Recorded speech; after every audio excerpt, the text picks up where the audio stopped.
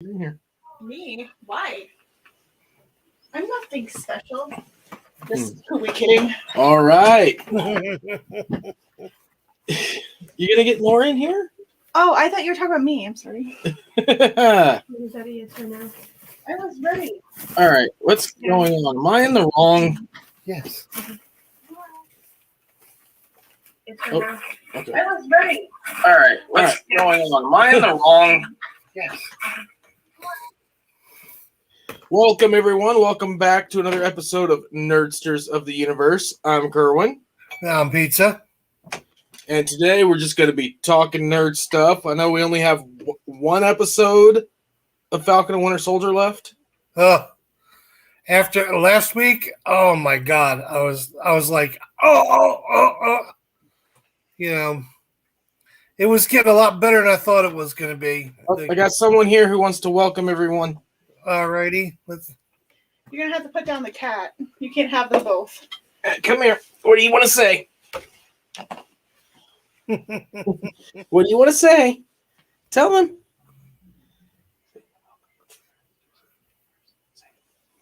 She was all pumped a second ago. I don't know what happened. She's shy now. Laura, Yeah, you go to the failed. room now. D- for you. Oh, You're fired. Down you go. All right, go have fun. All right. You want to say it when they can't see you? Say it now.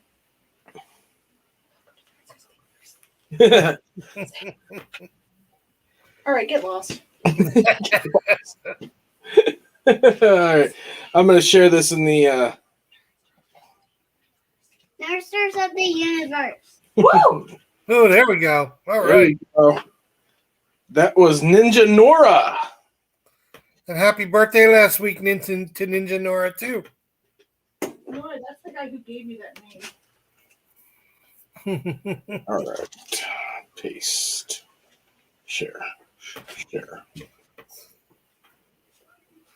All right, it's shared in Facebook. All right, everyone. Yeah, I know it's a little bit of a bumpy start today. We were rushing. Hey, Deborah. Yay! We got Deborah in the chat. There we go. Hi, Deborah. Here a little later, one of my friends, he's been in the chat a few times, been to a couple of our lives.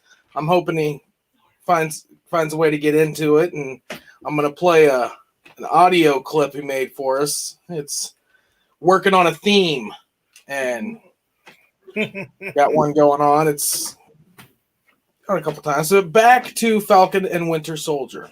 Oh my God! I thought there was going to be more with Zemo. Spoilers alert ahead. If you haven't figured out by now, we do throw a few spoilers out there, but I thought there was going to be more. Although I did like the mashup that led to the ending of the episode, like all the working out and all that stuff. And it finally hit me why the guy they had for Captain America, why he looked familiar to me. I finally figured out who he was. And I was like, oh, okay. He's Star-Lord's brother. No, that's not what I meant. The actor himself. Exactly. Well, Kurt Russell. It's Kurt Russell's son. Yeah, and Kurt Russell played Star-Lord's dad. That's right. That's right. Yeah. I was like, the character is not Star-Lord's brother. Right. The actor is Kurt Russell's son, and Kurt Russell played Ego. That's right. Who is Star-Lord's father. So I was dying. I'm like, oh yeah. Because then when they said, I read another article about they wanted to redo Escape from New York, and they wanted him to play his father's part of Snake Plissken. And I thought, oh, you can't remake it. Come on. Do another episode or another installment of it. Deborah's like, duh, Robert. See, yeah, thanks, Deborah. The thing that makes it so meta, here's the thing, right? Deadpool could have so much fun with U.S. Agent. Mm-hmm. Because the actor tried out for Captain America and lost it to Chris Evans. Mm-hmm. Then gets to play Captain America, but the U.S. Agent version. And his dad played a Marvel villain. Star-Lord, yeah. MCU. Oh, my God. Deadpool could have so much fun with that. No. Like, he can straight sit there and be like, you two could be brothers. Like, if he's talking to Star-Lord, you two could be brothers. Yeah, right? Oh, you finally got to be Captain America and you blew it. Oh, my God. Yep. Oh, it'd be so much And fun. And then when they finally teamed up on him and got the shield off him, I can't wait to see. Spoiler alert. Sorry. Spoiler alert. I Spoiler forgot. alert. I said spoilers earlier. We need to get, I need to start. Crashly saw this thing at Walmart. Didn't buy it, but I might buy it if it's programmable. But I need to have something where I can have like a red alert button when we get ready to do spoilers. There we go. It'd be awesome. But spoiler alert, Yeah. hell yeah, when they took the shield from him, that was beast. And then when Bucky just took it and was like, nope, it's yours. You were supposed to take it the first time, you're gonna take it this time. Oh, And if you saw the way that episode ended, oh my God. I'm not happy about one thing though. What's that? I'm disappointed. I am so disappointed. What? So disappointed. Sharon. Why Sharon got to go bad? I know. Like I was expecting her to go bad. Like I was expecting her to be. I'm still expecting her to be the power broker. Sorry, the cats are going insane. I'm still expecting her to be the power broker, but I mean, when she's on the phone with, I can't remember the dude's name, and then he shows up. Oh, I just want to kill him, and it's like, no. But I do love the change of that they did in the main villain, the Flag Smasher. In the comic, it was a dude, but it just I think the way that the woman that plays her and everything, that character is just extremely relatable. Again, if you've watched any of our other previous lives, you know that I don't really see them as a villain. I see them as an anti-hero. They're not trying to burn the world. They're just going about the wrong way to do the right thing. Right. Hence why I had an issue with MCU's Thanos. Well, MCU's Thanos from Infinity War. Endgame's Thanos was straight up selfish. Right. I saw you kill me. I'm just going to end everything.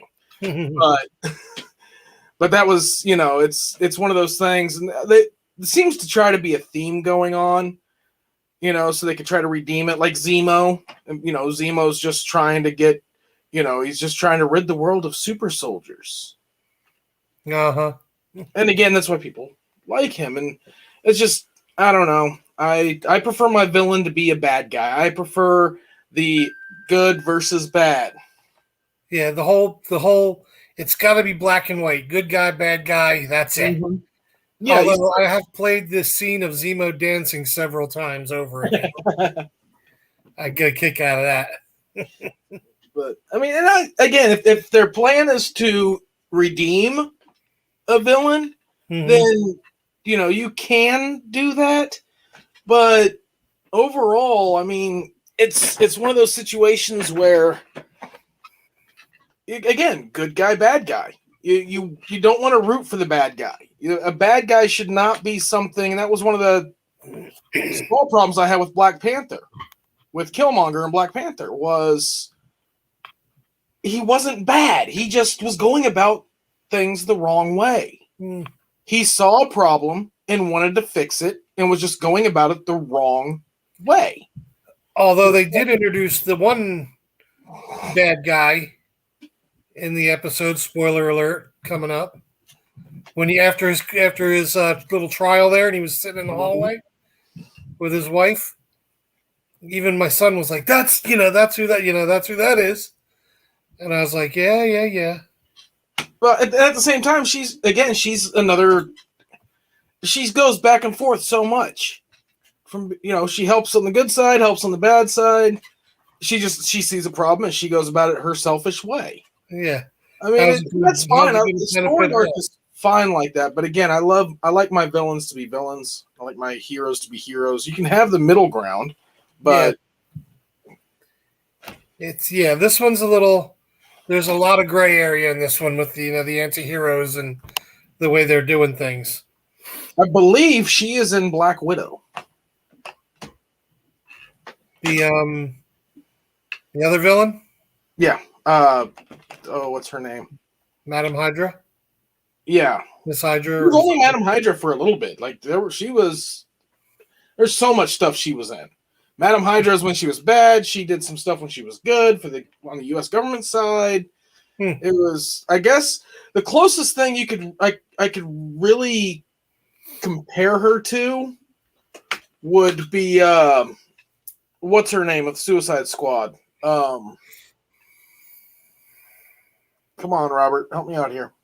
Which one are you looking for? The main lady that brought them together. Oh my God!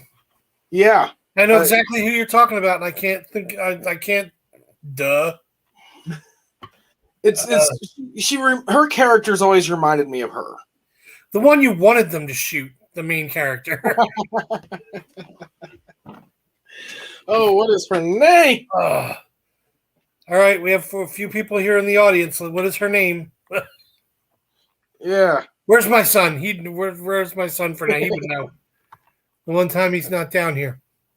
Oh, come on. I know her name. I know it. I just got to think about it. Weller. Amanda Weller. Bill Anderson said it. Amanda Weller. Yeah. There you go, Bill. In the chat. Yes, Weller. Amanda Weller. There we go. I knew exactly who I'm picturing her face. I'm picturing who she is, and I'm brain farting on the name.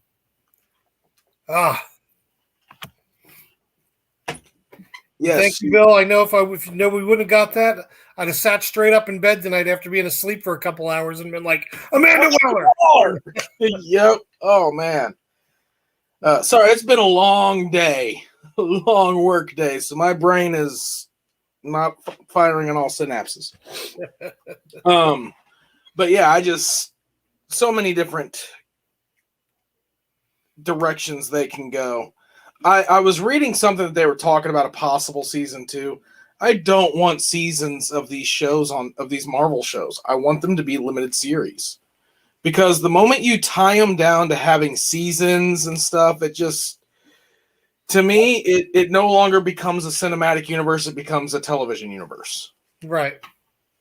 Like, have these as limited series, tie them into the movies. When you have another limited series, you can bring those characters into it. There's nothing wrong with that. And they don't have to be title characters. It's one of those things, if you got another movie coming out, like something where you can tie the characters in, have something that deals with that. Like Falcon, Winter Soldier, okay, that's coming up for, what's going on next. And then they had WandaVision, which is going to tie into Doctor Strange and all that. Mm-hmm. Which another thing I'm sort of disappointed with this show so far, and it's a nitpicky thing, is why hasn't War Machine shown up? Out of all the Avengers in the MCU, War Machine was working with the government side by side. Now, granted, we do have the scene in Endgame where he's like, that's a court martial for, did I lose you? Pizza. I think we lost Pizza. If you can hear me, Pizza, I'm going to kick you out and bring you back in.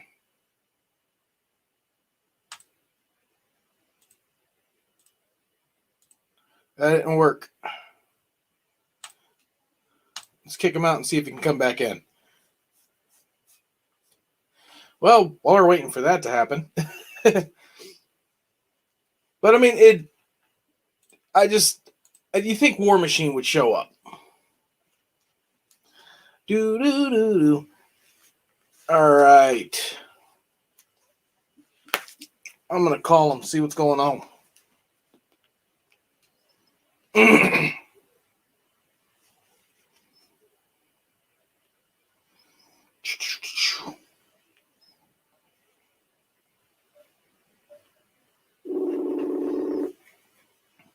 So, again, so stoked about what's coming up. Hey, what happened? StreamYard went out on me. I don't know what happened. It's okay. Just click the link and come back in, and we'll get this party continued. Yeah, that's what I'm trying to do. Hold on. We're losing subscribers as we speak, and it's all your fault. No, I'm kidding. I'm kidding. Okay, here we go. They're yelling pizza. All Kirk style and everything. And he's back. There we go. We got it. We got it. Let's get rid of that echo from the phone. All right. But why hasn't War Machine shown up yet? I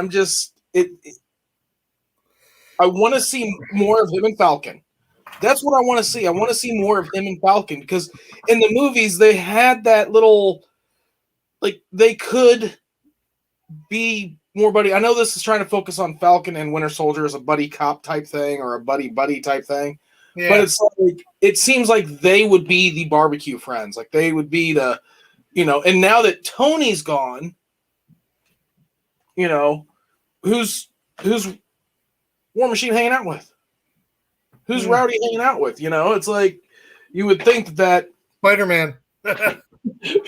No, we know he's not. We know that's where Happy's at. Yeah, Happy's. How much do you think his character had? I think he's going to come in when it becomes like relevant, like a bigger finish kind of thing. He might pop in there, but as for right now, I think they're kind of. At the same time, it is a budget production, and the budget may not exactly allow for them to have Rowdy right now. Yeah, John, I'm pretty sure Don Cheadle cost a little bit of money. Well, you figure all the other people they're getting for this, they got these characters, so. Yeah, but at the same time, it's just, and who knows? They may bring him in. Do we know how long the last episode's going to be yet? I didn't see it yet. I didn't even check. I haven't seen either. But they usually make it like an hour and a half or something like that. But the last episode was pretty long. Yeah, it was a good one. I was happy than mad. Because I'm watching the entire episode. Oh, it got me. It got me good. Got me good.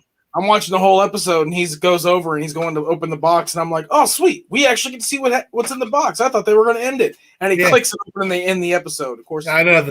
I was waiting for the big reveal, and then I was like, which I really, really hope it's an animanium Captain America suit like Black Panther's suit was. I was thinking something like that. That's what I really hope it is. Like a mixture of the two. Yeah. Like a mixture between Captain America and Falcon, but made out of animanium like Black Panther's suit. Well, they'll probably give him the adamantium, or not adamantium. Vibranium, sorry. Vibranium, yeah. I was going to say, adamantium didn't sound, that's Wolverine. A lot of people's heads just exploded. Like, it's vibranium! You say you're a nerd. You're not a nerd. This show sucks. Click. Somebody picked Bill up off the floor just in case. Oh, he knows I misspeak all the time. It's what's in here, not what comes out of here. There's a connection error. It takes a minute, yeah. I'm kind of a little excited to see what's going to come up this week. Although in other nerd news, I've been reading articles about the new Star Trek movie they're talking about for 22 to see where that goes. Have they released more on that? I only found the one article saying that they have a release date. Yeah, they have a release date, and they're talking about certain people are here for the writing and the directing. And have they said which universe it takes place in? They did not say. That's because they're holding out. They're going to say it takes place. They're going to eventually say it takes place in the Kelvin universe, and they're going to call it Star Trek Reflections. They watched our show. They're taking my idea. It's kind of odd, We're going. Then we have the show. Then I say that, and then within weeks after, they're like, "Oh, we got a release date because we've got an idea. We know this is the winning. This is it right here." I've been reading all the different they got the new season 4 of Discovery, then Picard are actually Lower Decks again than Picard. And Lower Decks just got a 3rd season renewal, so apparently I'm not the only yo-yo out there that likes it. So, Like I said, it's one of those I can watch. I can just have playing, but it's I not. like It's if all we had was Lower Decks, I would not. I would be like, we need a Star Trek show. Yeah. I mean, the Picard thing with the Q has got me going. Oh man, That's had my head just explode. And Discovery, Picard. The one I'm really waiting for is Strange New Worlds. They said that's going to be a return to like original Trek, the original series Trek, and that's what I'm waiting for. I know. I'm tired of being hurt too. He says they've been teasing a movie for years. I'm tired of being hurt. Well, they've been teasing 3 movies. They wanted to make a movie that takes place in the Prime universe. They wanted to make a movie that takes place in the Kelvin universe. And then they were also going to make the Tarantino Star Trek movie. And now they scrapped all 3. Yeah. They watched our stream, apparently. They're coming out with another one. They didn't They watch would've our made- If they would have let Tarantino mess up Star Trek, I would have been. I like Tarantino in his genre. Like in his niche, that's him. I like his movies. Although Kill Bill for me was a little off, both of them. But I like his movies and his thing. But just keep him out of the Star Trek room. That's all I'm saying. The closest thing to Tarantino Trek we want to get is All Good Things. That's the closest we want to get to nonlinear storytelling in Trek. Yeah. I mean, yeah, when they kept saying Tarantino, I'm like, no, just get him, keep him away. Just keep him out of that room. So, See, I would be, and again, I would be perfectly fine with Tarantino Trek. I'd be fine with any Trek. Just don't use that as the benchmark and springboard for the next one. Don't go, oh, it failed, let's not make any more. Or, oh, it failed, let's reboot the whole darn thing. yeah, they have a habit of doing that. And it's And that's the thing. It's like if you have a series and one movie out of the series messes up, fails, falls on its face, no one likes it, don't reboot the whole series. Don't write it all out. Just make a better story next time. right. It's like that with all the episodes. All the seasons, from the original season all the way to the last season of Discovery, because Picard was in the middle of that. Mm-hmm. There's episodes in each season that were just like, really? Mm-hmm. Example, Voyager, the whole Janeway and Chakotay being stranded on a planet and then falling in love as super evolved aliens and then coming. What? Yeah. They don't write it off. They don't reference it. They just move along. They just moved on and made better episodes. Oh, you mean like the one where her and Tom Paris are stuck and have the alien? That's what it was Tom Paris, not Chakotay. Well, they did one with her and Chakotay on a planet too, where they had to be quarantined or whatever, and they were left there, and they went a little off on them. Basically, it was them going, ooh, let's toy around with this relationship. Oh, the fans hated it. Moving on. I'm surprised they didn't do more with Chakotay in 7 of 9. That seemed to be the big thing at the end of season 7, and it was really good. And then Picard just scrapped the whole thing altogether. Yeah. Now it looks like they're making her and Raffi going to have a relationship. Picard's buddy. Everyone's different. It's all in who's doing the writing, and it's not entirely out of the realm of characterization. It's Right. one of those things. There's so much story, so much plot that we haven't seen. And you look at 7 and Chakotay's relationship. Where is 7 of 9 now that relationship would not have worked out? Well, one, she doesn't like Starfleet anymore. And Chakotay didn't like Starfleet, but then got back into Starfleet. So it's highly possible he decided he wasn't going to go down the road of betraying Starfleet again. And she did. It could have been they're no longer trapped in the Alpha or Delta Quadrant, with that being their entire gene pool. They get back, meet new people. Who knows? Chakotay would probably reconnected with his family that he had, not wife or whatever, but his actual family wanted to do this. 7 wanted to do this, or people weren't accepting of 7 because she was part Borg. So many things could have happened between that I completely and totally understand. Okay, they're not together. It's like watching a movie about, you watch a movie about people in their Mighty Ducks, for example. You watch Mighty Ducks 1, they fall in love and get together at the end of it. Then you watch Mighty Ducks 2, and it's a whole new love interest. And then Mighty Ducks 3, it's a whole new, and now we got the Mighty Ducks TV show where, again, Coach Bombay just can't keep a girl. Just because something's set up for it doesn't mean that it has to play that 20, 30 years later. Things happen. The only thing I wasn't crazy about with some of the new Star Trek is everything is so dark. There's like a dark undertone to the whole franchise anymore. Discovery, Discovery's getting a little better. They lighten things up. But Picard, the whole series was just dark. A dark undertone to Starfleet, to the show. And that's just not what Star Trek really was. It was. I like that I got a second season of Picard. I really hope we don't get a third season of Picard. I want Picard closure. I would be perfectly fine with the third season. Season 1 is basically a long extended cut movie. I'd like season 2 to be an extended cut movie. To me, a third one is focusing on Picard. They can continue the story from that point. Pick up another character. Say Picard's story's done, but the thing's continuing and Riker steps in, and then call it Riker. They can do that. This whole season idea of focusing on Picard, to me, is just partly. It feels like it's going to end up being too much if they do a season. I know they have. Michael Dorn has been tweeting and teasing, called back in for duty, have to suit back up again. So it looks like he's going to be in Picard, or one of them. Queen. Mm-hmm. Hey, there she is. Yes, it used to be squeaky clean, bright, and uplifting, and it can be. This new Pike show, I think, is going to go along with that. I hope it does, because that's what I wanted. Even when they started with Discovery the first season, there we were, like me and the kids and everybody waiting to watch Trek, like we always used to do as a family, and then there's Tilly.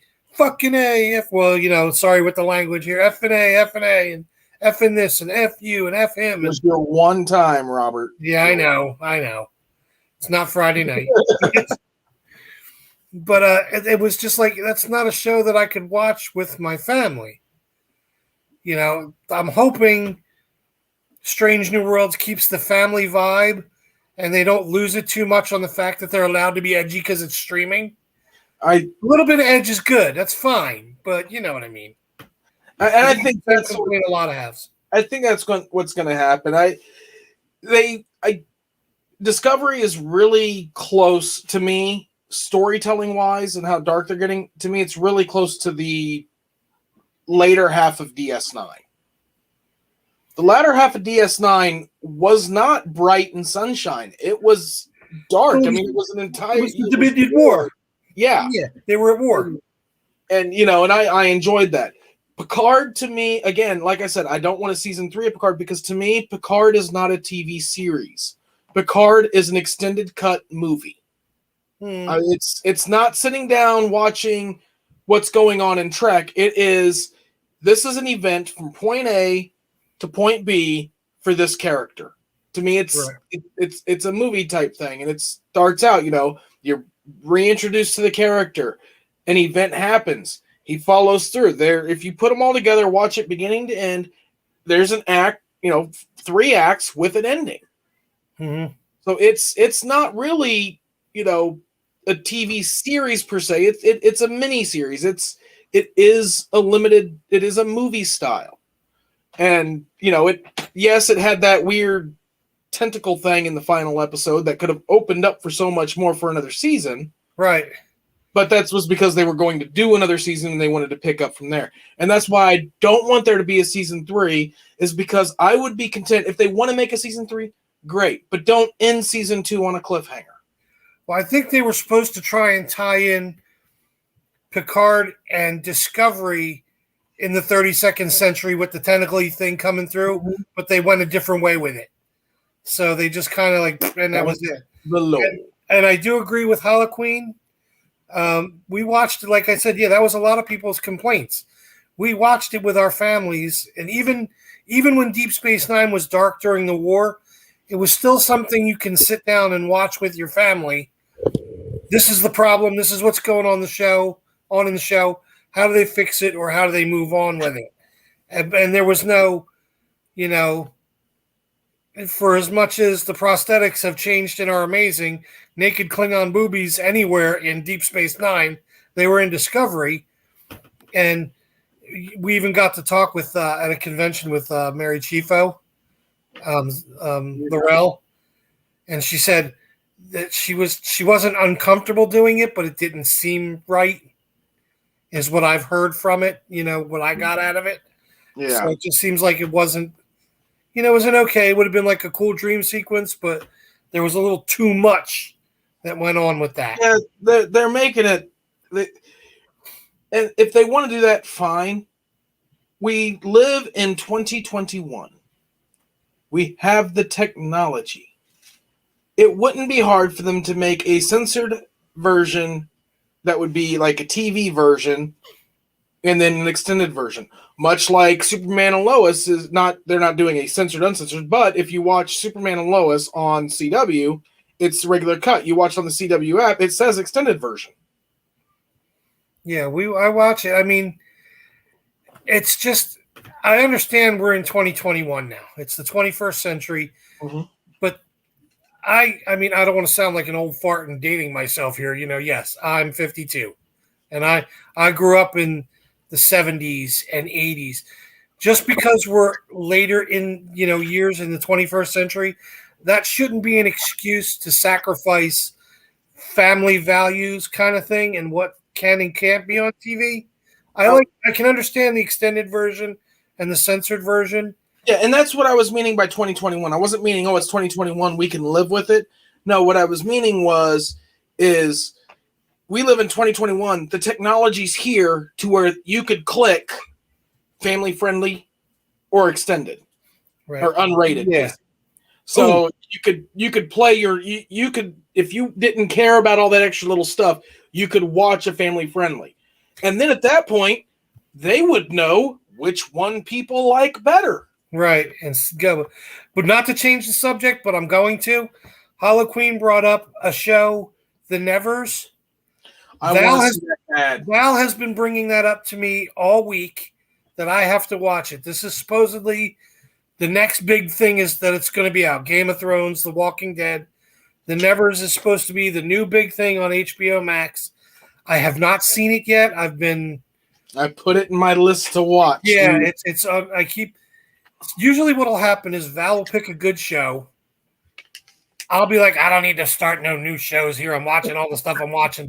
What do you know about what I'm going to like? And then, 20 hours later after I've binged it, going, why don't you tell me about this sooner? And then she smacks me and then we go about our day. But, I just got my, we're insurance shopping for real life for my new van and, the new vehicle. And then I got stuff to do. I only have 2 days really off during the regular week to get everything done. That's why Tuesdays are our go live nights. Yeah. We really don't have any other night to go live. Right. Wednesdays, I'm at work until, after 10 o'clock at night. Wednesday, Thursday, Friday. Saturday and Sunday we could, but it's everybody's day to be. Can't do Sunday. Right. Sunday, no. We can do Sunday. I'll just take that. There's a crafter that goes on Sunday at 6. I'll just take that slot. All right. Just so you know, I'm glad I'm up in Pennsylvania away from you because she might miss and hit me. That's why I'm glad I'm down here. In here. It's okay. Yeah. We could never do that to our lovely crafting with Crashly. But yeah, I've been wanting to check the Nevers out, and I was going to watch it a little bit today, before we started here tonight. But you know how you're sitting on the couch going, all right, we're going to get ready to start this. And then all of a sudden someone said, hey, it's 20 after 9. I'm like, ah! Then I got to get up and set up and everything. Yeah, I left work and Crashly messaged me. She messaged me and I was driving, so I called her. It was like, "You going live?" I'm like, "Yeah, if Robert's, yeah, I just got to double check with Robert, make sure we're still good to go." Oh, yeah. I messaged you real quick, and then I pulled in the Walmart parking lot, and I pulled in and I sat down, and It was and then I've been waiting to see this. I'm not sure if this is a British show, The Nevers. I'm not sure if it's a British Queen will know. She's been watching it. She said there was a cringe moment. First episode was reasonably family friendly, but then they had to throw in some gratuitous nudity to remind us that, yep, this is HBO. Yeah. I mean, I watched I binged Penny Dreadful, and I really liked that. I was kind of waiting for a season 2 on that, but they started it. They did a really good episodes, and then they closed it. So I don't know. They could probably go further with some of the characters they left, but that could go either way. There was no cliffhanger to leave me on. They probably will. Another thing I'm doing, I see all these new shows popping up that I really want to watch, but part of me is holding back on watching them because with COVID and everything, I know production time dates and stuff were pushed back, and it's like, I don't want to be Picarded. I don't want to sit down and watch a show and then end and be like, okay, only about a year to watch it again. And then a year later go, Picard season 2, 2022. Yeah. No! That's 2 years in between seasons. Even with the little nerd TV shows, like I even watched Stargirl and I thought it was really cool watching it. I'm waiting for season 2, Yeah. Carnival Row. Yeah. That's been 2 years already. Season 2 at already. Come on, people. They better not do that with The Expanse. I better have the next season of The Expanse on time. They're never on time anymore. This is not like when we were younger, 80s and 90s, where you knew it was the fall. Yeah, you knew the fall was coming, so you knew your shows were going to start. There was no BS. Now it's like you got to. Some of these writers better start peeking out their doors, as to why these shows aren't coming on. The nerds. Yes, we're not. We're not too dangerous by ourselves, but you get a whole convention full of us. We want to know why. At the same time, though, that you got to think about how hard it is on the writers right now. Yeah. Think about TV 20 years ago. TV 20 years ago, you had a successful series or even a semi-successful series, as long as it wasn't on Fox, would get a few seasons. I mean, you could have an awesome series on Fox, and they'd go, "Oh, yeah, let's cancel it." Yeah, Married with Children, Your series, though, your season would have 20-plus episodes. Yeah, like 23, 26. You can employ a lot of writers in 20-plus episodes. Yes. Now your seasons have 8 to 13 episodes. Yeah. So you got to think, there's half of the writers out there aren't getting that work. So it's like, and it just makes you wonder, what they're thinking, what's going on here. Again, I understand the short seasons for your streaming services. I understand it. They don't have the ads like, TNT and CBS and all them have. I get it. That's why the Flash, we're still getting full seasons. Your CW verse, we're still getting full seasons. But HBO has always been short season.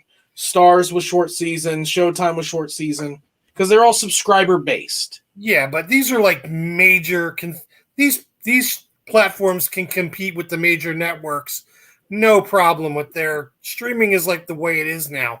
Well, they're going to end up with a bunch of commercials, and I still only get a few episodes. That's where it gets me. Yeah. You can pay for the no commercial one. That's what I do. Yeah. But at the same time, if you don't, you're still getting commercials. Yeah. So you're still selling ad time. It's no different than broadcast TV. Except you're going to have a bunch of nerds at conventions armed up. We're going to be like rapier ready. Hey now. Don't be doing no threats to conventions. We want them to come back. Yes, how dangerous can we get even a bunch of nerds together?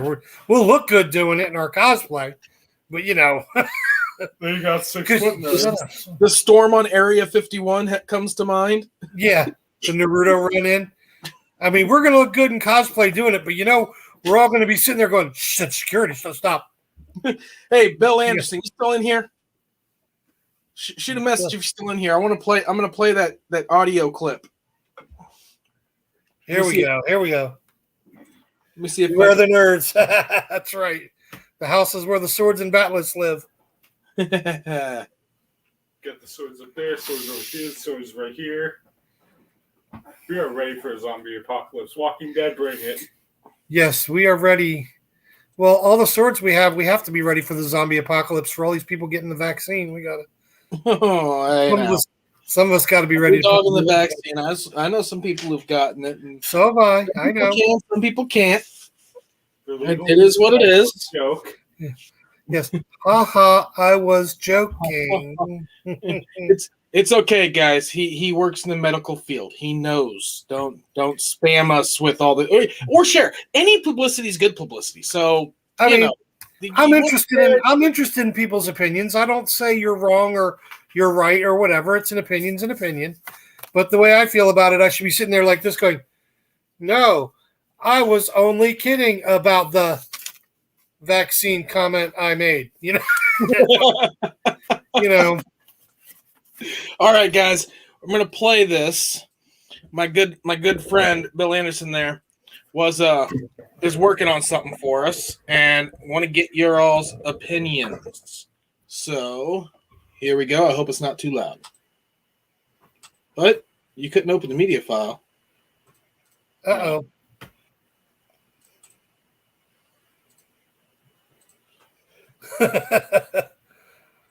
Hollow Queen's a woman after our own heart. Oh, I see what happened. It timed out. The worst boring apocalypse ever. Yeah, I know, right? We missed murder hornets. We missed the zombies. Although the zombies are coming. I'm sure they're coming. Here we go. Here we are. Here we are, born to be geeks. We're the nurturers of the universe. Here we belong, fighting our way. Superheroes have the best power. Yeah!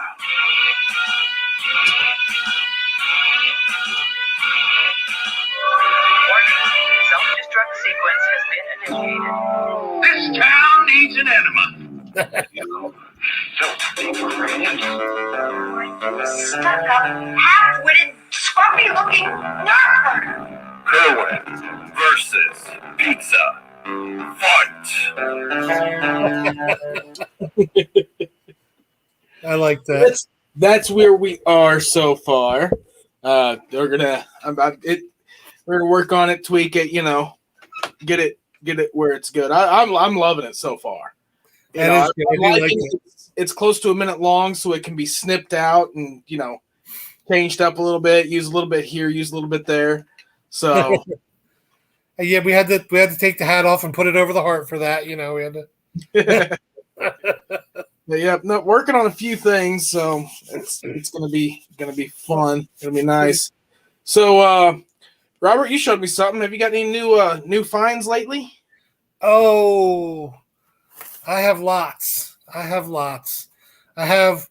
the Mego has been my thing again, like it was when I was a kid, and I found the Romulan. I got the Romulan soldier. You're the Romulan Centurion, to be more accurate. So, and that means I have Picard now. I have McCoy, but they made McCoy this time with the short sleeve scrub top from the episodes. That's what I like the most. And as always, I have my little pets with me in my Starfleet medical, my tribbles, my little tribbles. I do have an unboxing coming. Eagle Moss, the company we did the unboxing for the starships.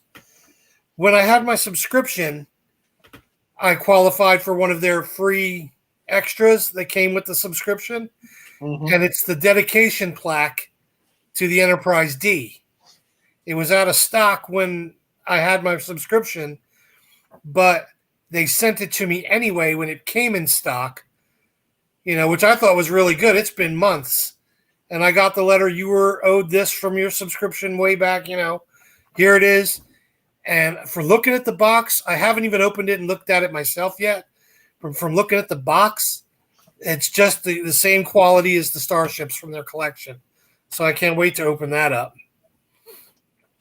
So I got a couple finds. I don't have them in here, but I got the NECA, the NECA, the NECA Super Shredder.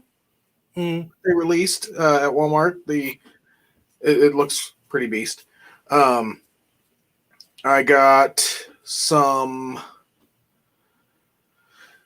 the Black Panther Zombie Pop, the 10-inch pop, Walmart exclusive. Oh, okay. I had some auction finds. I got some comic books, a few stacks of comic books. Oh, Ninja Turtles poster.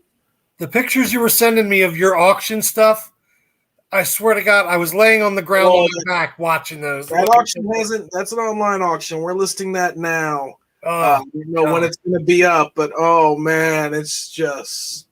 There's a Superman #2 in that little thing you were telling me about that I'm dying. That's a different auction. That auction is coming up. I don't know when he's going to do that one online. See, there's a few different auctions working right now. That auction, the one with Superman #2, and there's another stack of old 40s comics, but they're not. I mean, there's a couple Superman comics in there, but the majority of the stack are the. What is them? I was looking at them 5 hours ago. The Classic Tales or something like that. There was when they were doing the old books, right? Two Cities and those in comic form. A bunch of those. Of course, they're in horrible shape because people don't know how to take care of comic books. Well, back then, nobody did. And just looking at them, I don't think they were in horrible shape before that point. I think, you take a stack of comics that big and you throw them into a plastic bag and throw them into a bookcase, they're going to tear up.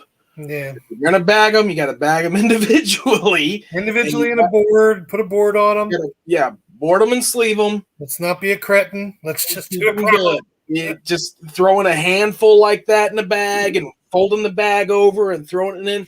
No, they're not gonna bode well. You move them and they're gonna rub against each other and they're gonna rip the covers off of them, and it's gonna cause the moisture. They're all gonna absorb more moisture because you got more space in it. It's just no.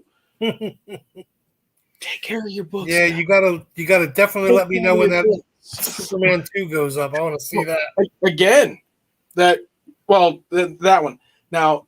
That one is going to be an in-house auction, meaning it's going to be at the auction house on the 30th. Okay. Now, I know he's putting a bunch of it online. There's a lot of, you're going to love this, a lot of reenactment stuff in it. Ooh. Revolutionary War, Civil War, stuff like that. Mostly Civil War reenactment because this Missouri, we didn't live in the Revolutionary War. But I think it has some in there because I think they traveled to do some of those. Yeah. But there's a lot of reenactment stuff. There's a lot of military, like World War II uniforms, World War I uniform, because they were also military people. But yeah. A bunch of that I think he's gonna put online. He's gonna put the comic books online. There's an old Dr. Seuss book. It's not really It was untitled or unauthored. Like he didn't author it. It was a pamphlet that the military sent out to warn soldiers of malaria. No, okay. Stuff like that.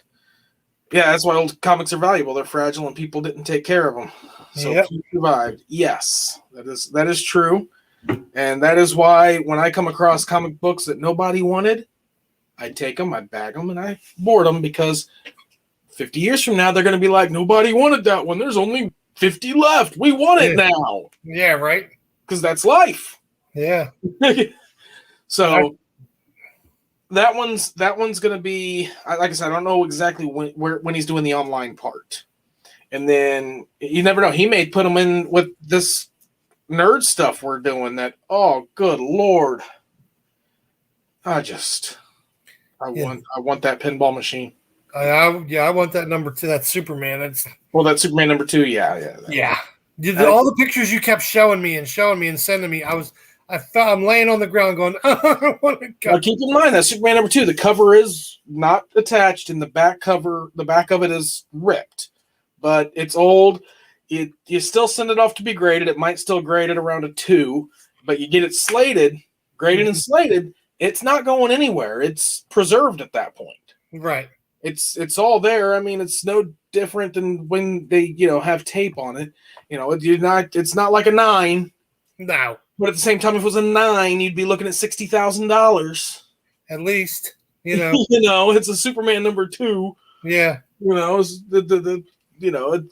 Superman number 1's looks like what, about 200, 300,000? That one went just for $1.5 million. The last one. The Superman number 1 went for $1.5 million. I knew. Action Comics. No, Action Comics number 1 was going for $1.5 million. No, Superman and Action Comics number 1 Superman. No, in 1939.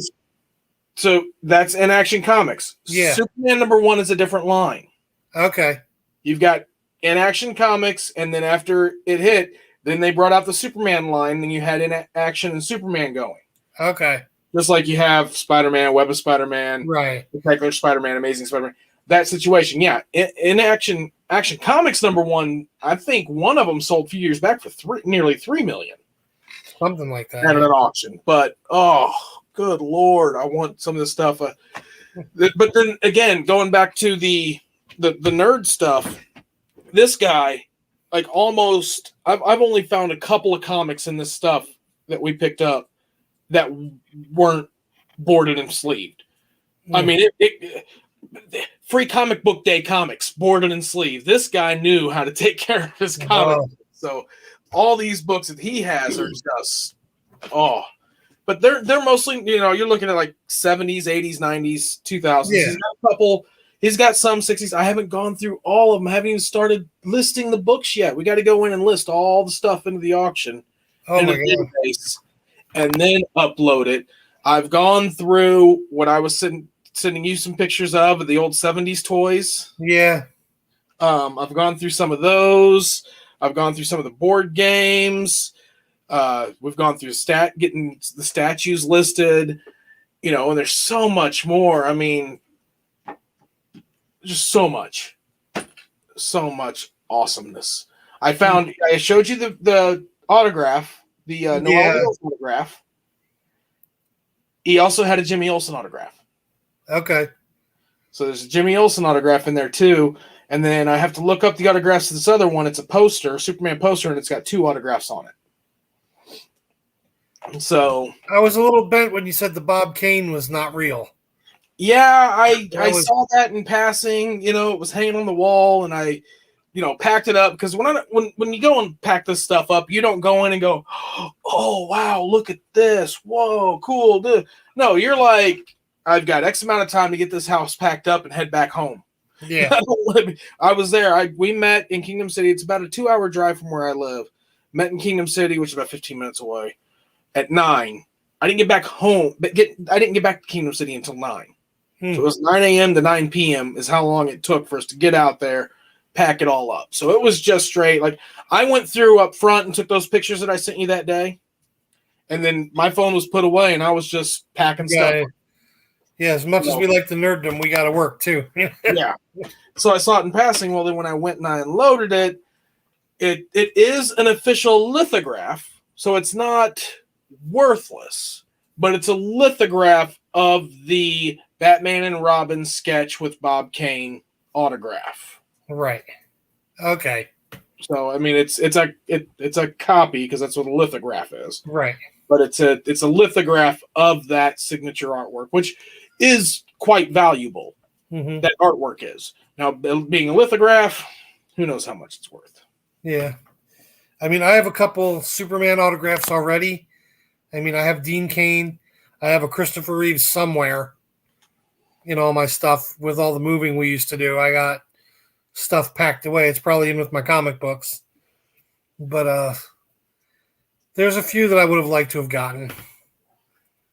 Well, there's a bunch I want to get. But out of that stuff, I want that Superman pinball machine. I would love 1979 Atari Superman pinball. I'm telling you, everyone asks me, where are you going to put it if you get it? Where are you going to put it if you get it? Where are you going to put it if you get it? I will find a place until I get my outbuilding built, which for me is that way. So, yeah. I would love to get a 1988, 88, 89, 80, 89 Batman, Michael Keaton Batman. 89 Batman. 89. I'd love to get that one, but I'd love to get Michael Keaton and Jack Nicholson to autograph the movie poster. Ooh, that'd be sweet. Because you got to love Jack. I've always loved Jack. I don't care if he's the Joker or even Wolf when I watched Wolf. Yeah. You know, The Shining, everything. That'd be sweet. I would love, yeah. That'd be nice to have. Yeah, no, I see so much stuff in there, and I'm like, man, I'm gonna go so broke when this auction goes live. I am. There's a Batman Beyond figurine. It's like that tall of him getting rid of, throws his batarang, and I'm like, I want that. And I'm like, oh, I want this, I want this, I want that. And I see all the comic books, and I'm like, I don't have enough money. It would actually, it's going to be easier if I were just to go broke buying stuff than actually admit to the fact that I have to tell Val now that I think she was right about the Nevers on what I was watching. And we got to watch that. Fine, I'm watching it, You were right. You were right. Yeah. We can't set that dangerous precedent here, We can't just Crashley's worried about this auction coming up, right? Because for like the last month, she's been like, "Oh, check out this diamond painting that they're releasing." I'm like, "You want to get it? Check this out. You want to get it? Check this out. What is wrong? Yeah, you keep saying, I want to get it." I'm like, "No, go ahead. I got an auction coming up. You're good.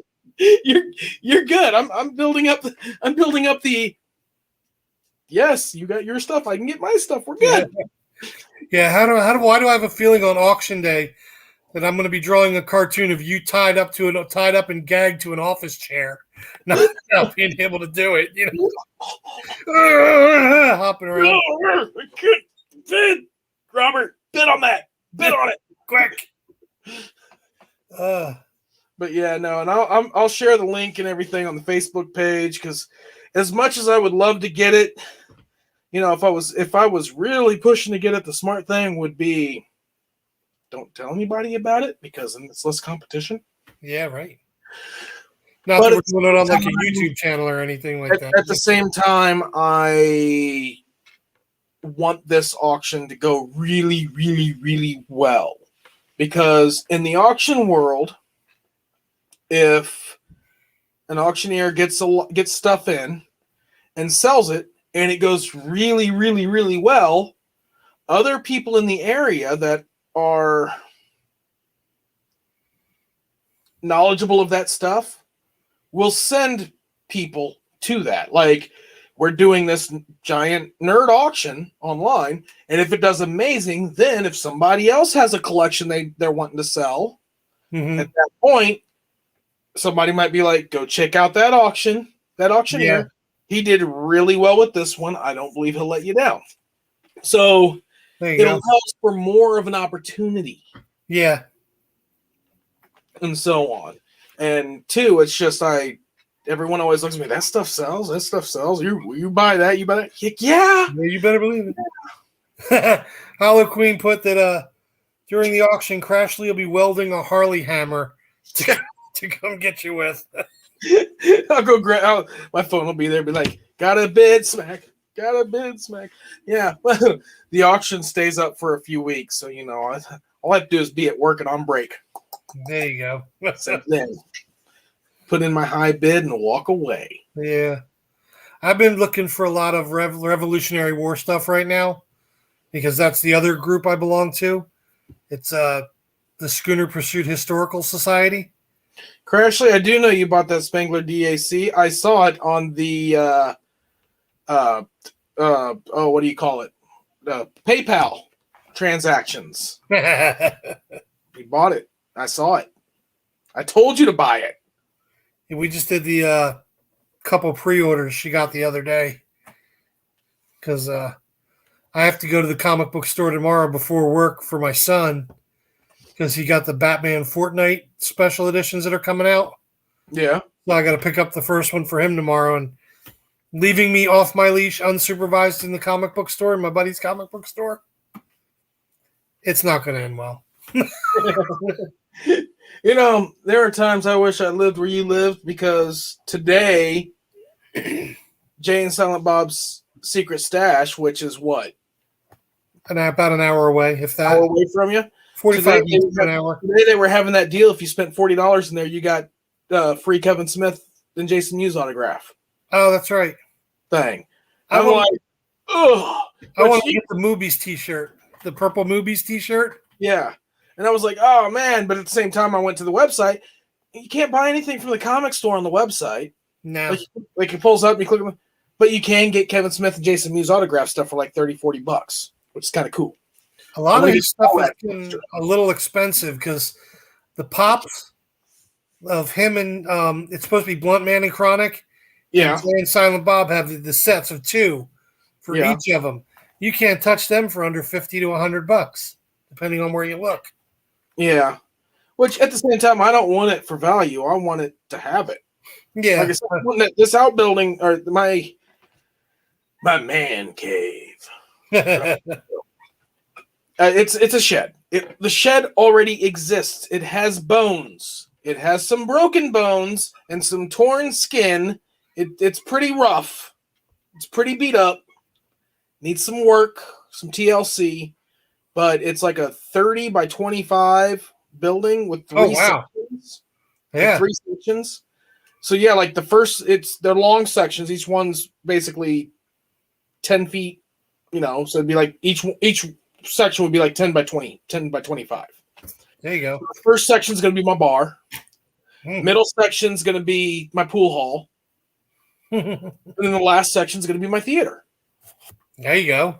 I mean, it's set up beautifully already the way it's out there. Again, like I said, it's got bones and some torn skin. It's a frame with tin attached to it. That's all it is. And Okay. it's on a torn up concrete foundation. It's old as sin. It needs some work. It's going to take some time and money to do it, but it's just going to be awesome. Like that's where my pinball machine's going to go. Like my bar is going to be set up. It's going to have my memorabilia all over the place. Awesomely, that middle section is going to have a pool table, pinball machine, dartboard. I want to build an arcade game for it. I've been looking online. You can buy the buttons and everything. Comes to where you can program it. You can run an emulator on it. Put like all the Nintendo games in there, whatever Atari games. Build my own little arcade system. And then the theaters where I would, it already has like a little entryway thing, and then you step down, and that's where the theater would be. There you go. In that entryway, I'd have all my autographs, my posters. It would be freaking sweet. It's just going to take 5 years, guys. 5 It years. looks like Hollow Queen wants you. I wasn't sure if this was true or not. Crashly has never seen the Rocky Horror Picture Show. I don't think Crashly would like the Rocky Horror Picture Show, to be 150% honest. Really? It's anyone who watches Crashly's channel understands that she's got anxiety and ADHD. And the Rocky Horror Picture Show is extremely hectic. Okay. We watched Glee, and she wasn't really even a fan of the Glee Rocky Horror Picture Show episode. Huh. Okay. So it's just, you got to keep in mind how the music works in that, and around Halloween, that music comes on, Yeah. they play that music on the radio. The songs come on. She's like, "Oh God, turn it off." That's just too. It's very, very hectic. Very Yeah. busy. I watched the classic all the time, and then we were already excited when I wasn't as excited as everybody else because me when they do reboots or remakes. Mm-hmm. When they did the remake of Rocky Horror, I really didn't like it. The only Really? part I did like was when they had Tim Curry in the beginning. He played the professor or the police analyst. I didn't realize they remade it. I'd have to watch it. Yes, they remade it. It was the girl that played Victoria. Was that the made-for-TV one? Yeah. Okay, yeah, I did, man. Oh, excuse me. Bless you. Oh, thank you. Yeah, they Val likes it. Val watches it, the Rocky Horror, the original, because we're big, huge Tim Curry fans to begin with. There is no one that can go that has a range of acting like Tim Curry. Pennywise to Frankenfurter to, whatever. To a serial killer and criminal. Thornberry. Yeah. He does it all. Hotel manager. Yeah, he does it all. And the fact that when he had the stroke, that they were able to get him into the remake, the TV remake. Mm-hmm. As soon as they showed him on screen, because they have a live audience they were showing too, as they were showing the movie, the audience just freaked out as soon as they showed his face. Like that he was actually there for it. And it was amazing. But that was the only part I liked about the whole thing, Hi, Bubba. That's my son. One of them. Enough. But, yeah, there's a lot of Rocky Horror that could have gone. Just like the remake, all the remakes. I like the remake of it so much better than Tim Curry. I'm sorry. I'm Really? a huge Tim Curry fan, but I couldn't. The movie was so cheesy. Everyone I knew was all like, "This movie's so scary. Oh my god, it'll give you nightmares." And keep in mind, I was like 10 when it came out, and I watched it, and I'm like, "It's not scary. It's kind of dumb." I thought it was like the thriller part of it with his character, like everything he was doing with his face. The new guy had CG to do it all. You know what I mean? So yeah, but he didn't really do a lot of CG. The new guy did a lot of his stuff. I mean, he's a Skarsgård dude, and the Skarsgårds can act. Well, he can act, but like the fangs and the mouth opening and all the weird crap. Oh yeah, it's not. Tim Curry had stop motion animation, and now we have CGI. So yeah, it comes and goes with certain parts of it. I mean, just Tim Curry alone with his voice, the way I would mess with my daughter Amber, my oldest, because she was scared to death of it with Tim Curry, and she lived the way our house was, the third floor. The girls had the third floor bedroom, so it was up a spiral staircase. And I would open the door and I'd be like, "Oh, Georgie, the places you'll float." And she'd be up there going, "Shut up, you gotta stop, just shut that out." Yes, Clue was another good Jim Carrey. I love that. Jim Carrey. Yeah, with Tim Curry with that. And we had all the movie theaters in our area that were playing it. So I had to go to all the different movie theaters to see which ending they had. Yeah, back then they had 3 different endings of that movie.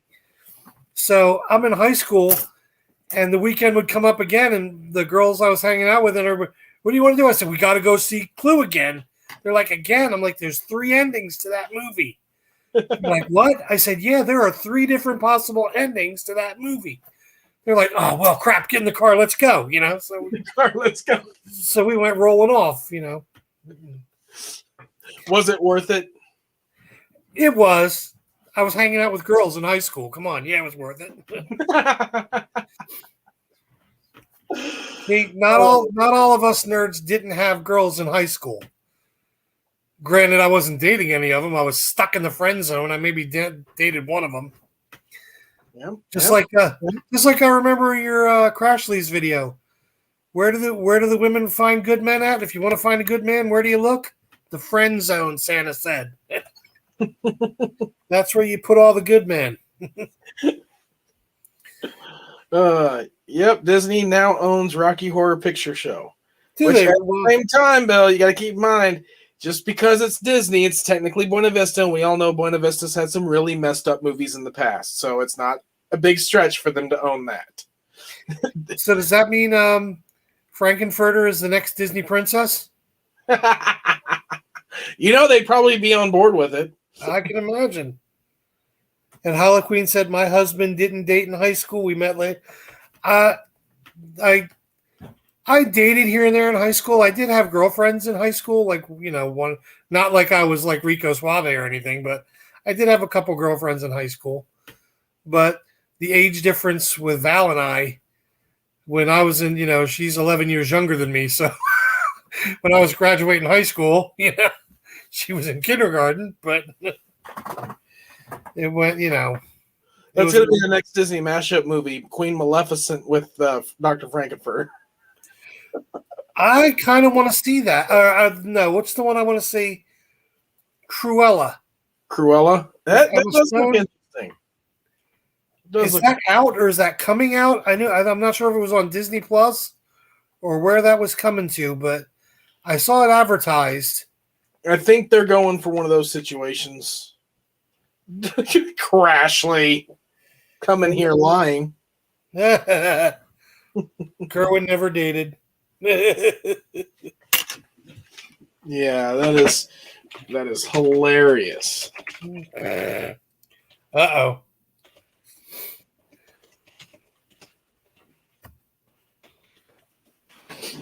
Yeah, when I was in high school, it was the 80s. I graduated high school actually in 86. And we were big into the under 21 dance clubs back then. So we did a lot of that back in the day. Footloose? No. Footloose was my time though. The foot grease music. Speaking of Kevin Bacon, Uh-oh. I really wish he'd have come back and done some Tremors at some point outside the first one. I thought he did another one in there. I thought he at least did one more, like 4 or 5 or something, somewhere in there. I don't recall seeing him again. I'm not sure. The first one was him and the guy, I can't remember his name. The father from Family Ties. I know he was in a lot of them. Yeah, he was in like the first few, and then Burt Gummer just took over. The Burt Gummer character. Yeah. And now he's done. Now he's I'm still waiting patiently for Top Gun 2 to be released, Maverick. Maybe it's because I'm a Navy guy, or I grew up with the first one, but I'm not a huge Tom Cruise movies in me is a hit or miss, but Yeah. I think Top Gun is the one. I went through so many copies of that cassette tape on that soundtrack and everything else, and the VHS version of the movie. Now I have it on DVD, Blu-ray, everything. I'm waiting for Maverick to come out. Yes, that does look good. 3 days away. 3 days away. Mortal Kombat. That's true. I'm waiting for that. I know my kid's waiting for that one too. He's into all that. We even have the Mortal Kombat DC Universe for the Xbox One, I think it is. We have so many game consoles. I don't even know which games we have for them anymore. We have one big bookshelf just full of games, Wii games, 360, Xbox One, PS4, Yeah, I know what you mean. And now I'm getting PowerPoint presentations on why we either need the new Xbox or the PS5 when they are available. So, I can believe that. It's you're probably like me, and you have a PowerPoint presentation that you pop up that says why you need to get a job. Yeah, This is why we need this, and this is why you need to get a job. You know what? I can't say anything bad about that. He's 17, and he wants to work. But around here, the area is a lot of people, a lot of jobs went away recently, or are closed, or a pandemic or something. No, you might think something happened, yeah. But the jobs he wants now are for 18 and older, so he's waiting. We were going to have him work in the bakery when I was back to baking for a while. I was going to start teaching him the family business and teaching him how to bake. But that didn't work out for him either. We ended up there was a whole issue with the person that owned that place, and I didn't end up staying there. But he's definitely he's ready to work. He wants to work so he can afford his V-Bucks and all that stuff. Oh, I hear that. Yeah, And see, out yes- here, there's jobs everywhere. Everyone's hiring. And Halloween, yes, I need Ghostbusters Afterlife as well. That I'm little- dying for that one. That little clip with the little Stay Puft Marshmallow Man had me rolling. I was loved that Dying, thing. yeah. When one little cute one, then they all start coming out. I was dying. It reminds me of the situation in Ghostbusters 1 and in Ghostbusters 2, where right before, when everything's going crazy, like everything goes crazy, you start seeing all the little things pop up. That one that got me. Yeah. It got me. I know they had a huge issue with Ghostbusters 2. I know that a big God, I'm killing it with names tonight, man. Uh-oh. Killing it with names tonight. You know. Oh God. Main character. Come on. What's the actor's name? Which one? The Ray, Peter. Well, there was Egon. Peter Venkman. There was Ray, Egon. Egon. Are you Peter. talking about the villains? What? Peter Venkman. What Peter the Venkman was Bill Murray.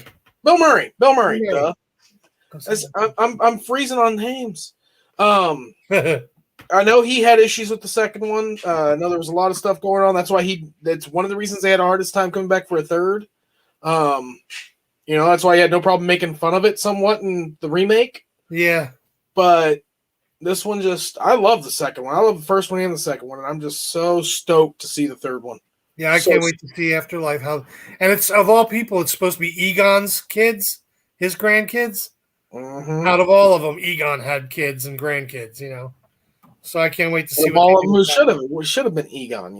It's just I'm stoked. I'm stoked. Yeah, I mean, I watched the remake with the women, and I mean, it was entertaining if you didn't have a background with Ghostbusters. Like I'm like the one movie that I'll still never let go, and that would be what? I'm sorry. What? The one movie remake that I'll never let go.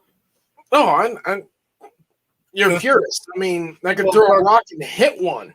Yeah, well, Dark Shadows is the one I never let go. Oh, see, I was going to say Planet of the Apes, but Well, that too, but see, exactly. You can throw a rock and hit one.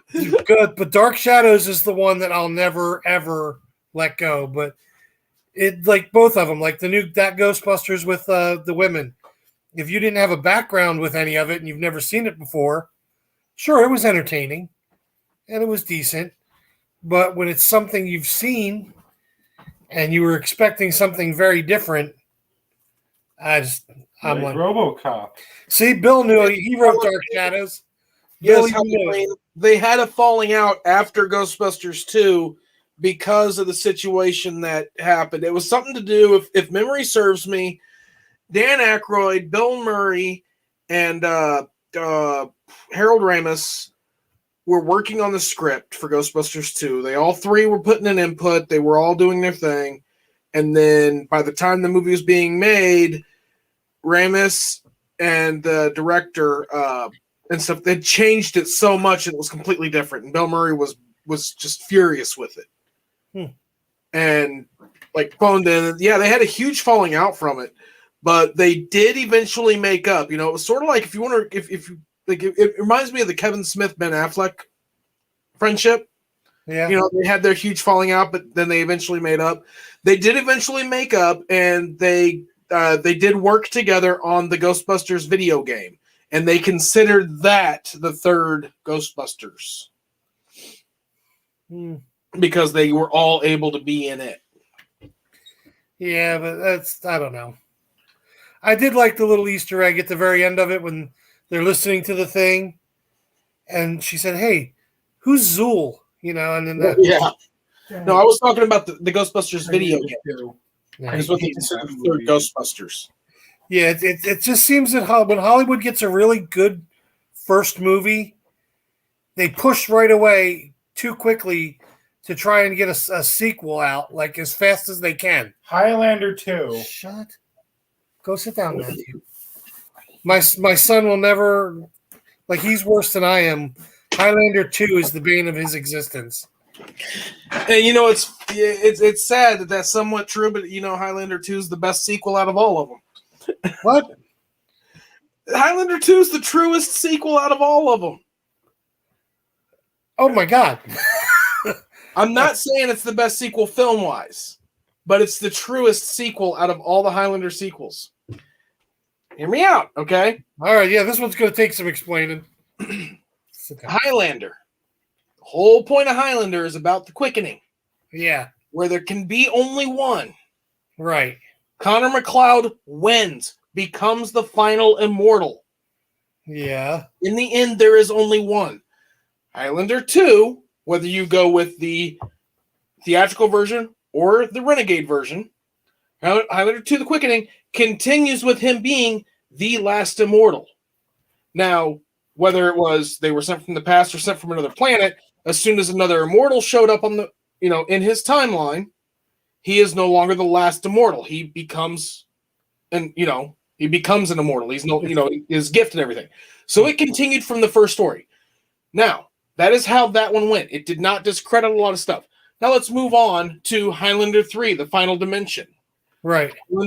Highlander's already happened. He's already become the last immortal. They don't really touch base on Highlander 2 at all. But I guess because these three immortals were trapped in a cave while this is going on, they didn't count. And now that they're out of the cave, they count. Okay. And then Highlander Endgame would have been an amazing prequel to Highlander, but instead they tried to make it a sequel to Highlander where Connor McLeod became the last immortal. Huh? Uh-oh. I think we lost Robert again.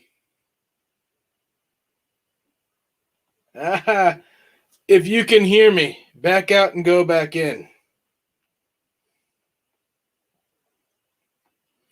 Back out and come back in. Yeah, here he goes. He backs out. But I'm just saying, all right? We get to end game, so much potential, and then, spoiler alert, they kill Connor. And then you have Highlander the Source, where they're just like, throw the whole thing out. No, there can be only one doesn't mean there can only be one immortal. It means there can only be one immortal that can procreate. What? Yeah, Halloween. Mentally repress the Highlander sequels. Exactly. May not have been the best one. Put a bell on the man.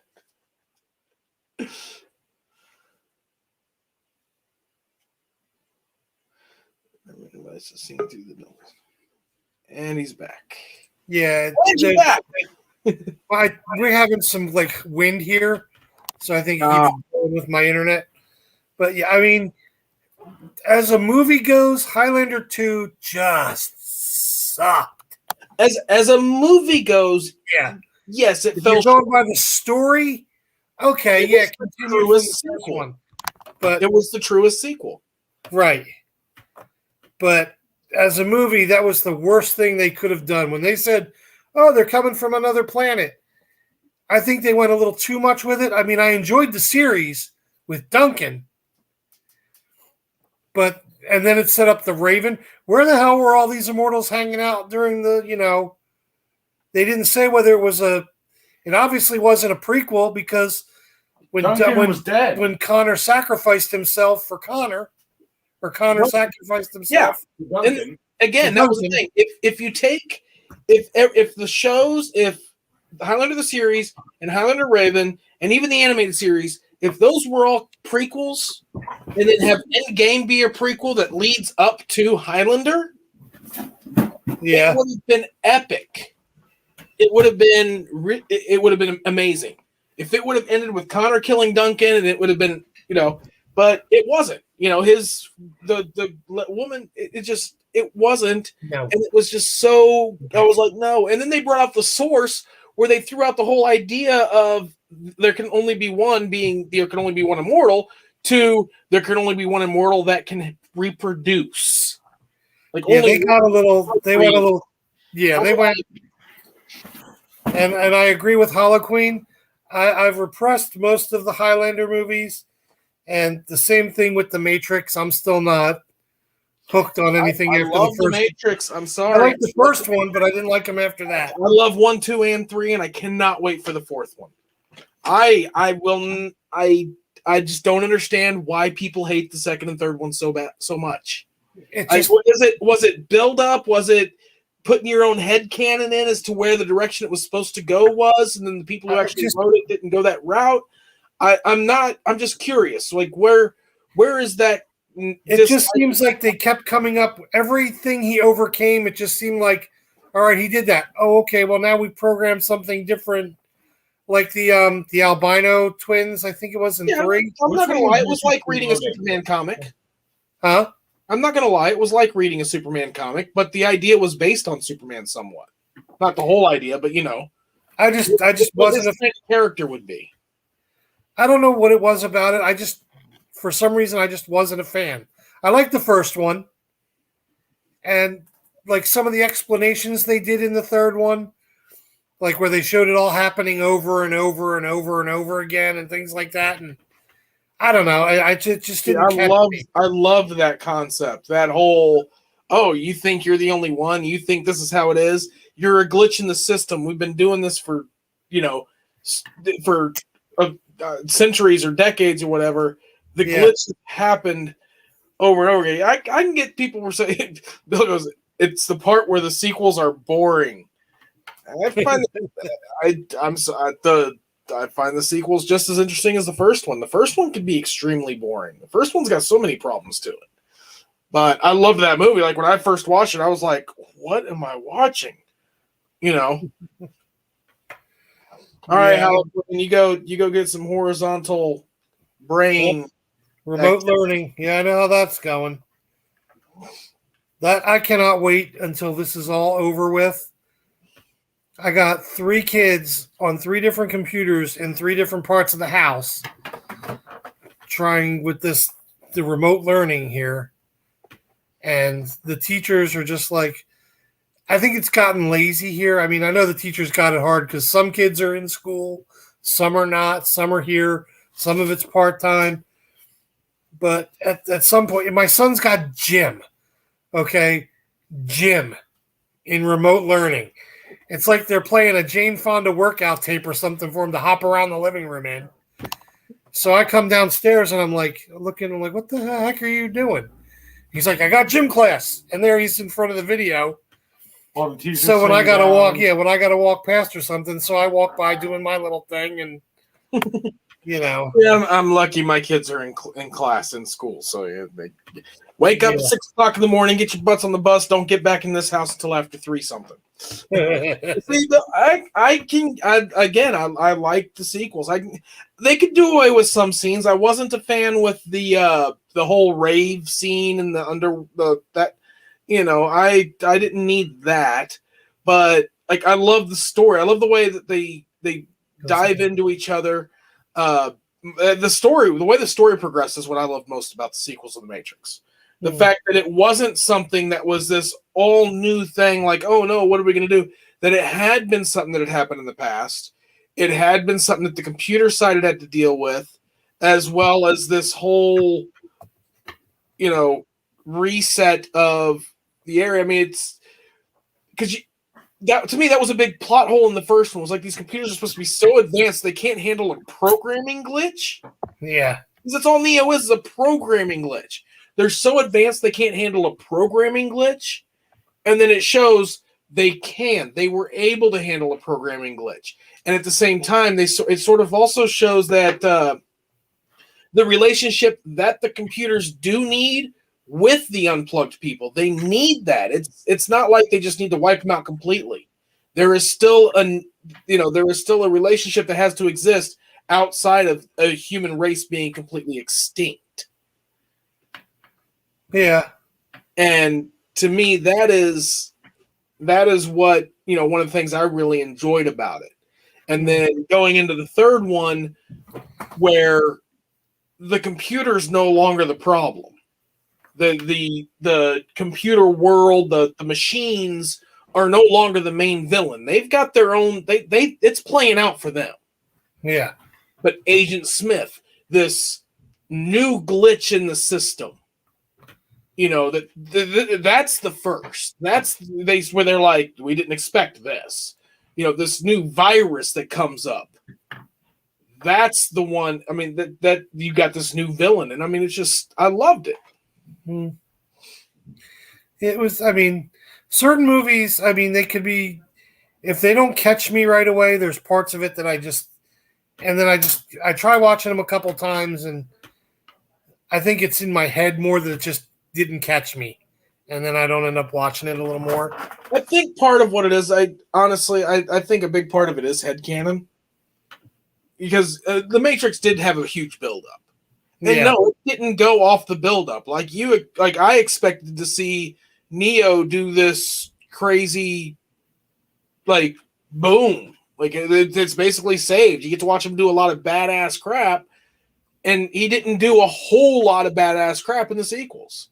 He did some, but it was sort of like like Bill said, they could be considered kind of boring. And that was the thing. They were like the first one. It wasn't like watching a second and third act that built up and crescendoed really well in a trilogy. They did stay at the same level.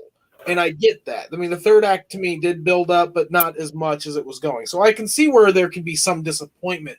But the hate that they get just surprises me. That so many people are like, I will not watch them. Like, okay. I mean, it's your opinion, but okay. Yeah. That's why I'm so stoked to see what they do with the fourth one, like what the whole plan is. I mean, I think they waited so long for a fourth one because I remember reading somewhere that Keanu Reeves wasn't going to do this unless the script was like perfect for him, kind of thing. Like, you didn't want just another one slapped out there just to get it out there. So, I mean, I'm sure I'll see it to see how it goes, but definitely. Have you read the headcanon people have had saying that John Wick actually takes place in the Matrix? I did not see that. Yeah, a lot of people are like, oh, it'd be so awesome if John Wick took place in the Matrix, and the final chapter of John Wick is him actually realizing he's Neo and waking up, and that the computers are the ones that killed his dog, are responsible for the death of his dog. And oh god! So sometimes it surprises me where people can go with certain things. And what I'm bad with names, Bill, but I'm not that bad. All right, Aaliyah and Jet Li from the sequels hurt them. But well. no, I want to see. I want to see the Matrix. I do. There's a few big ones that are going to be like. I'm kind of curious what they're going to do with Thor, Love and Thunder. Oh, I'm stoked. I mean, I was kind of happy with Fat Thor, but from the stuff I've seen from the sets and things like that, I think he's the most jacked he's been yet in one of the movies. So I'm waiting to see how that goes. Yeah, and I'm far. I was happy they didn't rush to get rid of Fat Thor in Endgame, but I don't want to see that to continue because he's Thor. He's a god. He's not going to, if he's going to fight crime, if he's going to be a superhero, I'm sorry, he's not going to remain fat. Yeah. As much as people would be like, oh, it'd be so awesome if he did. He's not the Blob. I just thought it was funny when he was running around. He's not going to look fat. He's going to have his crime fighting or his villain fighting physique. That's just how it is. You can be overweight. You hit the gym. You won't be overweight anymore. I just liked when he was running around Asgard fat with the bathrobe and all that stuff. Oh, yeah. No. That was the. I mean, yeah, Thor, I can't wait to see what they do with. I don't know how I'm feeling about the new Doctor Strange yet. I mean, like I said, I'm more of a DC fan, so I don't have the history you have with the Marvel Universe. Like, I'll watch it, and I'm getting the build-up, and I've been dipping into the Marvel comics and everything to see what could go where. All right, you're dipping into Marvel Comics, and you want to see what can go where. Not Yeah. going to say he's going to be in it because we don't know completely, but check out Kang the Conqueror. My son said the same thing. I mean, I've started to see the build up to these things, but like some of the Marvel movies right now, they've had things that have just gone completely off. Yeah. And you're Like- going to, because it's a different universe. It's not Yeah. going to go on book because they want it. Like, I keep going back to referencing it, but it's one of my favorite lines by an author is Michael Crichton, when he wrote the Jurassic Park movie, and they asked him, why didn't you kill off Dr. Hammond's character like you did in the book? Why did you change it so much? And he looked at him and said, if you want to know how it goes in the book, read the book. Right.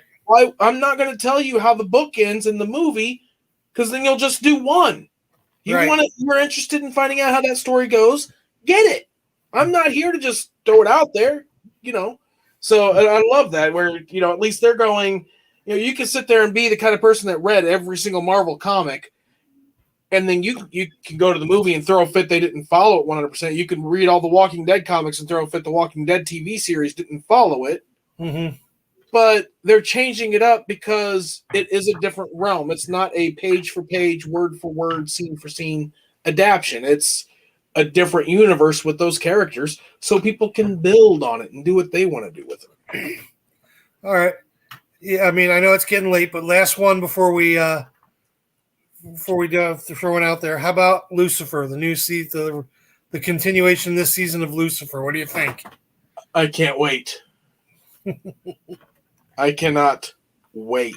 The way that ended, I mean, if you haven't seen it, spoiler alert, but the way that last episode ended for the mid-season 5 arc, I can't wait to see what they do with that and what happens with Chloe and all them. So I wasn't a fan of how they brought him back. I was kind of annoyed with that situation, but I can enjoy it. My headcanon had me going somewhere else with it. with I thought, honestly, spoilers, with what Michael, huh? you didn't like the Michael part? No, I just didn't like it being like, I built my own headcanon up too much on how season 5 could start. Right. And I felt, because everybody's all like, oh, how's it going to start with him being in hell, blah, blah, blah. Spoiler, the season ended with Lucifer in hell, taking over hell. I felt the best way to get Lucifer out of hell would be kill Chloe. If Lucifer was in hell and Chloe showed up in hell dead, Lucifer would go, no, you're going back, and take her soul to put it back in her body. Well, the kicker of the season would be that when he goes to put her back in her body, guess what? Her body's possessed by someone else, and he can't. So then he has to put Chloe in a different body. So then you'd have this whole dynamic of Chloe being in a different body, him being who he is, someone else in Chloe's body. It would have been epic. That sounds like it would be good.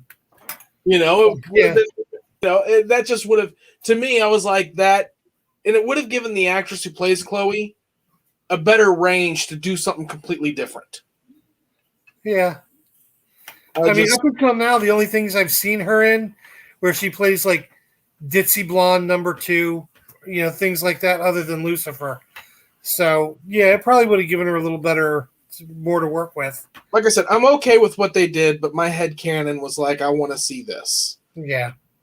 I know how that goes. No, I want to see it. I don't want there to be the last of it.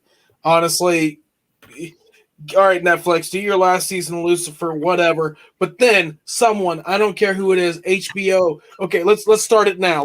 We were able to get the Snyder cut.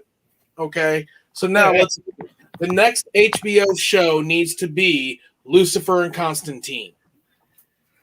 There you go. That sounds good. That's the next HBO show. We need Lucifer and Constantine. Even if we just keep Lucifer, just some, I know they said they did the hashtag Save Lucifer for season 5. Mm-hmm. And I don't know if it's the actors that don't want to do it anymore, but I mean, I don't know what it is, but Lucifer is a high production show. Netflix bought the show to release what they did, and they just didn't know, if it was going to go. And they all go off beginning day numbers, beginning weekend numbers, and they don't realize how many people don't watch it the first day it drops. They don't watch it the first weekend it drops. There are some of us who actually wait a week, or we're busy, or we're trying to catch up on other shows we're doing. You know? So it's like, oh, if it's not big on the opening weekend, like, okay. I mean, here's an example. Avatar. Avatar didn't have the winningest opening weekend. They don't hold the record for the largest opening weekend box office, but they held the record for the longest time for overall largest box office. You know, it's those situations. They always look at the big number up front. They don't look at, you know, like Star Wars Episode 8, how fast it tapers off on how much money it doesn't make. You know, like box office, and then people stopped watching, didn't go watch it because they found out it sucked. You know, oh, Solo didn't succeed because it was a crap movie. No, Solo didn't succeed because we didn't like what we tasted a few months ago. All right, guys. Yeah. I went and watched Solo, but a lot of people were like, no, I'm good. I'm good. I'll hold off. Yeah. So what do you think is better, when they throw the whole season out for you at once, or when we go week to week like it is with Falcon and Winter Soldier? If I'm watching it on network TV, I'm okay with week to week. If I'm paying for the damn thing, give me the whole thing. I'm still, like, when you're paying like the HBO and all them, yeah, Falcon and Winter Soldier every week. I got to see what's going on. Lucifer, week to week to week to week sometimes. I'm not sure if they binged Lucifer. I think I had to wait. And that one went week to week. I can't remember. Netflix always binges. Netflix doesn't do week to week. That's what I thought. But the one I'm dying on right now, Cobra Kai. I watched season 2 in the first day it came out. Yes. I was dying. I loved it. Now I'm like, oh, I gotta wait. And oh man, I was waiting so freaking long for you know, that I need me some more Danny and Johnny team up. Yeah. There's so much. Don't take that payoff away from me. I've been waiting for 3 freaking seasons for that payoff. We need the Johnny Danny team up. Yeah, I think they're supposed to get the. Remember that little flat top crew cut kid they had in like, the Karate Kid 3 or whatever it is, with one of his army buddies. I think they're the ones that are coming back for this next season. I'm not sure. That's what I'm putting it off as. Which is fine. I don't want Johnny to screw it up and have a Danny-Johnny breakup again. No. I need the continuation of the Daniel-Johnny team-up. That's what we need. Because it's been... You know, hey, if Daniel and Chosen can get along, if the two of them could get along, Danny and Johnny, we got to keep them. That episode had me rolling, especially when he had him in that thing. It's just like when he came along and when he stopped him from moving in his arms, and all of a sudden he did the look. Oh my God! I dropped out of my chair dying. Oh well, let's save some of that for next time. Yep. All right. It's getting a little late. So later, guys. Thank you. All right. Thank you for watching the replay. If you watch the replay, don't forget subscribe, hit the notification bell, so when we're live again, you'll know. And this is the way. Live long and prosper. Nerdsters out. We'll see you next time.